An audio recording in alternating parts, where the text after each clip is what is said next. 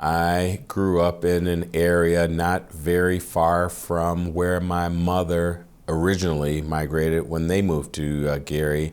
There were new apartments established over there, and it was called East Point Terrace. In fact, they still exist. A lot of great memories there. We were the first family to live in that apartment complex. I remember coming up to the complex after they got married, and the cement was still a little wet, and my mother gets out of the car and she etches David and Lanita on the corner of a sidewalk. Periodically, I actually go back and visit that site because those are my fondest memories, and you can barely see traces of the etching there, and it's just it's surreal, if you will, and it's just a good memory for me.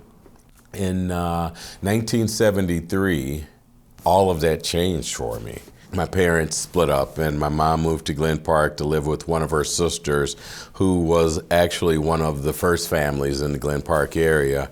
Having done so, my mom realized very early on that she wanted to provide the best educational opportunity for me. To be sure, the public school system was definitely functioning then in Gary, and there are a lot of success stories that have come out of the public school system. Perhaps it was me that she honed in on in my personality, that she understood I needed a little bit more structure. Perhaps it was the fact that her and my dad broke up, and she noted I needed more structure because of the absence of a father figure. But for whatever the reasons were, she decided to send me to St. Mark's School. It was somewhere right around November of 1973. I'm in fourth grade, and my teacher's name is Sister Elise, and she had the habit and all of that, and there were just a lot of differences that existed. But most of all, academically speaking, it was very, very structured. And from a discipline perspective, it was absolutely structured. There was another dynamic that existed in that for 4 years, I was the only African-American student in my class. And so at a point where you're trying to understand or just realize who you are as a person, I found myself becoming a different person, if for no other reason, to just get along and be comfortable in the environment that I was. Not only socially, but there was a whole religious component to it as well.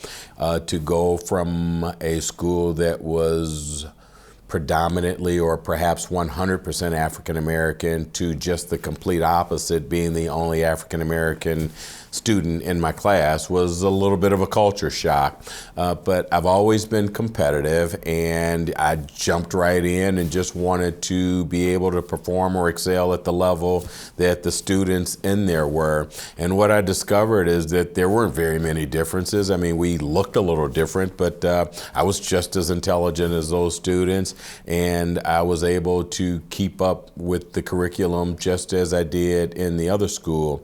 But in addition to that, my mom wanted to make certain of that. And so I remember a lot of long evenings going over all of the homework that I was provided. And so she continued to be integrally involved in my education. And looking back at it, I would say my mom made a pretty good decision in that regard.